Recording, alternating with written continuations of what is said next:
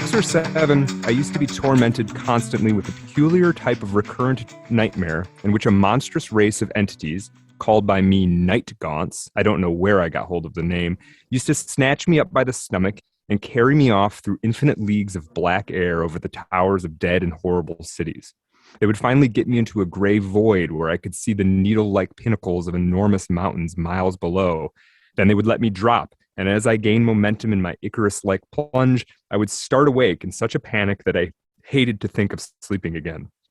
The night gaunts were black, lean, rubbery things with horns, barbed tails, bat wings, and no faces at all.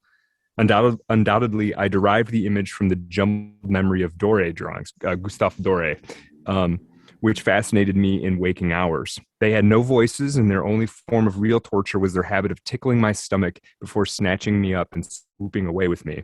I somehow had the vague notion that they lived in the black burrows honeycombing the pinnacle of some incredibly high mountain somewhere. They seemed to come in flocks of 25 or 50 and would sometimes fling me one to the other. Night after night, I dreamed the same horror with only minor variants, but I never struck those hideous mountain peaks before waking. So you know, that's two things. One, I stand by what I said. He wouldn't last a week on Twitter. Two, of course, it's a joke. Wow, he's got no chill. The second thing is, I'm sure we have drugs to handle this now. Well, yeah, that's a possibility. And just really want to underline that 6-year-old Lovecraft dreaming of being tickle tortured by creatures made of black latex. Just really want to underline that. Right. Seal that in for sure. Gentlemen, may I ask a question? Does that not trigger some memory of nightmares or night terrors you may have had as children? I had a nightmare a few times about a wolf attacking me and pouncing on me and tearing my stomach open. Oof. Like a monstrous, 3 times the size of a wolf.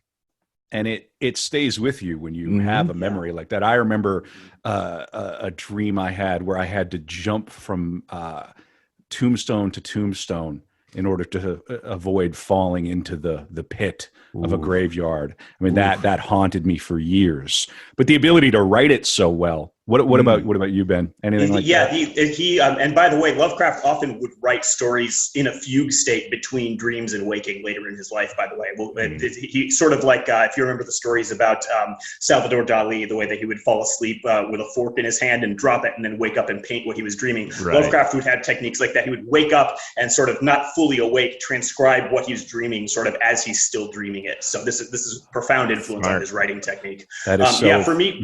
Mm-hmm. For me personally, my childhood recurring nightmare was always that I was going into an aquarium store, like a fish store, and as I go deeper and deeper into the story, it gets darker and darker, and the creatures in the tanks get stranger and stranger until they're like these weird, like multi-headed, multi-part invertebrate things, and they start coming out of the tanks and trying to get me, and then that's usually like where the climax of the nightmare is. So very Lovecraftian for me from the start. Wow. Well, I want to ask one more question, which is, Brad, we always do a Patreon episode for the Patreon subscribers after dark. And what are we going to do today for Lovecraft, just to get ahead of that? I want to tease that. So we're going to talk about some reading that I've done, came across in the research. We're going to start to speculate, and it's grounded in some things that other people have uncovered about whether Cthulhu was real. So if you want to hear that, you got to subscribe after the core episode. Yeah, we're going deep. We're going deep into the lore. Art of Dark Pod. All right. Yeah. That was a great reading, by the way, Brad. Go on.